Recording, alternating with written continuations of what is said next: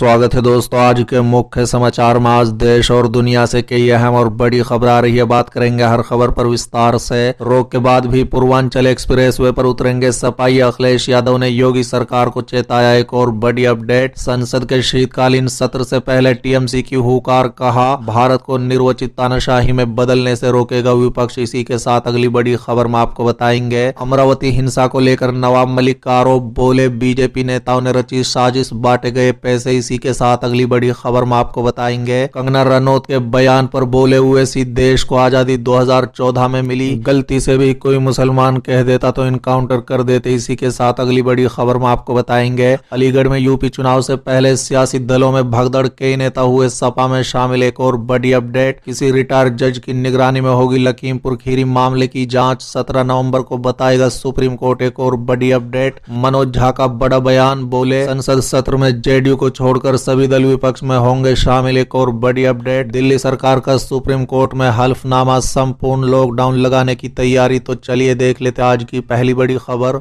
रोक के बाद भी पूर्वांचल एक्सप्रेसवे पर उतरेंगे सपाई। अखिलेश यादव ने योगी सरकार को चेताया। दरअसल दोस्तों, गाजीपुर से आजमगढ़ तक मंगलवार को पूर्वांचल एक्सप्रेसवे पर होने वाली अखिलेश यादव की रथ यात्रा को प्रदेश सरकार ने इजाजत देने से इनकार कर दिया है। बता दें कि इसे लेकर सपा प्रमुख अखिलेश यादव ने सोमवार को योगी सरकार पर हमला बोला। अखिलेश यादव ने चेताया है कि बसपा सरकार ने भी यमुना एक्सप्रेसवे पर सपाइयों को रोकने की कोशिश की थी। इसके बाद सपाई एक्सप्रेसवे पर उतरे और सपा की सरकार बन गई। इस बार भी सपाई पूर्वांचल एक्सप्रेसवे पर उसी तर्ज पर उतरेंगे और सपा की सरकार बनेगी। बता दें कि लखनऊ में अखिलेश यादव ने कहा है कि जहां उनकी यात्रा होनी थी, प्रदेश सरकार ने बोल्डर रखवा दिया है। सपा के नेता आज भी प्रशासन से इजाजत मांगने के लिए गए हैं। इजाजत नहीं मिलने पर भी सपाई वही करेंगे जो बसपा की सरकार में किया था। बता दें कि अखिलेश ने आरोप लगाया है कि गाजीपुर से सुल्तानपुर तक सपा नेताओं को अभी से घरों में कैद किया जा रहा है। उनकी गिरफ्तारी की तैयारी हो रही है। साथ ही अखिलेश यादव ने कहा है कि समाजवादी पार्टी के कारवा की राह में रोड़े अटकाना भाजपाई संकीर्ण सोच का प्रतीक है और भाजपाई हताशा का भी। जिनकी मंशा लोगों का रास्ता रोकने की है, वो एक्सप्रेसवे क्या बनवाएंगे। चलिए अगली खबर, संसद के शीतकालीन सत्र से पहले टीएमसी की हुंकार, कहा भारत को निर्वाचित तानाशाही में बदलने से रोकेगा विपक्ष। दरअसल दोस्तों, संसद के शीतकालीन सत्र शुरू होने के कुछ ही समय बचा है।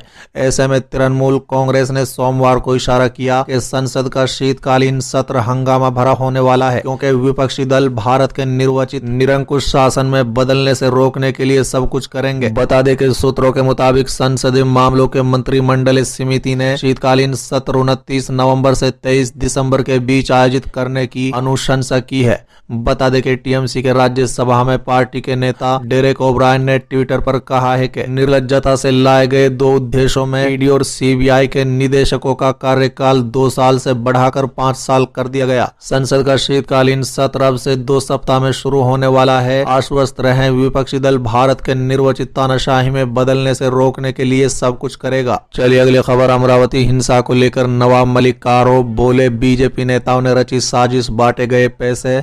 दरअसल दोस्तों, महाराष्ट्र के अमरावती में हुई हिंसा के बाद अब गिरफ्तारियों का दौर चल रहा है और इस पर राजनीतिक बयानबाजी भी शुरू हो गई है। बता दें कि इस हिंसा को लेकर महाराष्ट्र सरकार के मंत्री नवाब मलिक ने बीजेपी नेताओं पर हिंसा भड़काने का आरोप लगाया है। बता दें कि नवाब मलिक ने प्रेस कॉन्फ्रेंस कर कहा है कि बीजेपी नेता अनिल बांडे और बाकी बीजेपी नेताओं ने साजिश रची। दंगे की पहली रात को पैसे बांटे गए और युवाओं को शराब बांटकर दंगा भड़काने की कोशिश हुई। साथ ही उन्होंने कहा है कि पूरे राज्य में दंगा भड़काने की कोशिश थी, लेकिन राज्य की जनता ने ऐसा नहीं होने दिया। नवाब मलिक ने आगे कहा है कि रजा अकेदमी की इतनी औकात नहीं कि वो पूरे राज्य को बंद करवा दे। उनके कुछ मौलाना राजनीतिक दलों के दफ्तरों में घूमते हैं। साथ ही उन्होंने कहा है कि मेरे पास फोटो है जिसमें बीजेपी नेता आशीष शोलर रजा अकेदमी के ऑफिस में बैठे हैं और उनके गहरे संबंध है। नवाब मलिक ने कहा है कि अगर रजा अकेडमी का कोई दंगे में शामिल होगा तो उसकी जांच की जाएगी और किसी को भी बख्शा नहीं जाएगा। बता दें कि अमरावती हिंसा में अब तक 110 लोगों की गिरफ्तारी हो चुकी है और अलग अलग थाने में 25 मामले दर्ज हुए हैं, जिसमें मुख्य आरोपी के तौर पर बीजेपी के नेता और पूर्व कृषि मंत्री अनिल बांडे को भी गिरफ्तार कर लिया गया है। साथ ही अमरावती के मेयर और बीजेपी जिला अध्यक्ष समेत बीजेपी के तकरीबन 10 पदाधिकारियों को दंगे की धाराओं के तहत गिरफ्तार किया गया है। चलिए अगली खबर, कंगना रनौत के बयान पर असदुद्दीन ओवैसी का बड़ा बयान, बोले देश को आजादी 2014 में मिली, गलती से भी अगर कोई मुसलमान कह दे देता तो इनकाउंटर कर देते। दरअसल दोस्तों, ऑल इंडिया मजलिस इत्तेहादुल मुस्लिमीन के प्रमुख असदुद्दीन ओवैसी ने बॉलीवुड अभिनेत्री कंगना रनौत के विवादास्पद बयान को लेकर सोमवार को निशाना साधा है। बता दें कि असदुद्दीन ओवैसी उत्तर प्रदेश के अलीगढ़ में चुनावी जनसभा को संबोधित कर रहे थे। रनौत ने कहा था कि 1947 में भारत को जो मिला था वो भीख थी और देश को असली आजादी 2014 में मिली जब नरेंद्र मोदी देश के प्रधानमंत्री बने। बता दें कि ऑल इंडिया मजलिस इत्तेहादुल मुस्लिमीन के प्रमुख असदुद्दीन ओवैसी ने कहा कि एक मोहतरमा ने कहा है कि देश को आजादी 2014 में मिली है। अगर ये बात गलती से भी कोई मुसलमान कह देता तो उसके ऊपर UAPA लग जाता। उसको जेल में डालने से पहले पुलिस स्टेशन में ले जाकर उसके घुटनों में गोली मार दी जाती और बोलते तूने गद्दारी की है, मगर वो रानी है और आप महाराज हैं इसलिए कोई कुछ नहीं करता। साथ ही असदुद्दीन ओवैसी ने सवाल पूछते हुए तीखा हमला बोला। उन्होंने कहा है कि क्यों नहीं करते, किसी ने इंडिया पाकिस्तान के मैच में कुछ लिख दिया गलती से तो बाबा ने कहा गद्दारी का इल्जाम लगाकर जेल भेज दिया जाएगा। साथ ही उन्होंने कहा है कि उत्तर प्रदेश के मुख्यमंत्री और देश के प्रधानमंत्री से पूछ रहा हूँ, क्या देश 1947 में आजाद हुआ या 2014 में आजाद हुआ। चलिए अगली खबर, किसी रिटायर्ड जज की निगरानी में होगी लखीमपुर खीरी मामले की जांच, 17 नवंबर को बताएगा सुप्रीम कोर्ट। दरअसल दोस्तों, सुप्रीम कोर्ट में सोमवार को लखीमपुर खीरी मामले में सुनवाई हुई। इस दौरान उत्तर प्रदेश सरकार ने सुप्रीम कोर्ट से कहा है कि वो जिसे उचित समझे SIT जांच की निगरानी के लिए नियुक्त कर सकता है। कोर्ट ने निगरानी के लिए सेवानिवृत्त न्यायाधीश का नाम तय करने और संबंधित न्यायाधीश से सहमति लेने के लिए सुनवाई बुधवार तक के लिए टाल दी है। इसके लिए पंजाब और हरियाणा हाई कोर्ट के पूर्व न्यायाधीश राकेश कुमार जैन समेत अन्य पर विचार किया जा रहा है। बता दें कि राज्य से कुछ और वरिष्ठ पुलिस अधिकारियों को भी SIT में शामिल करने को कहा गया है। साथ ही पिछली सुनवाई में शीर्ष अदालत ने पूछा था कि क्यों न मामले की जांच राज्य से बाहर किसी हाई कोर्ट के किसी रिटायर्ड जज से करवाई जाए।